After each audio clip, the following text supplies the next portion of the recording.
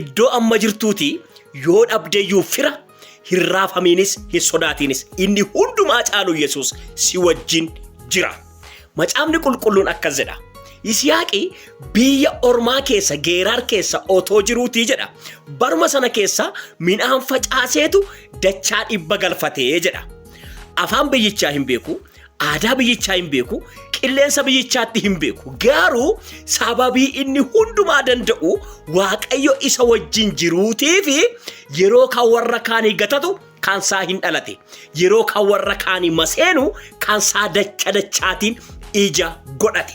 Siinis humna maqaa Yesuus Kiristoos sin eebbisa. Inni orma nyaate sin nyaatu. Inni orma karaatti hambise karaatti sin hambisu.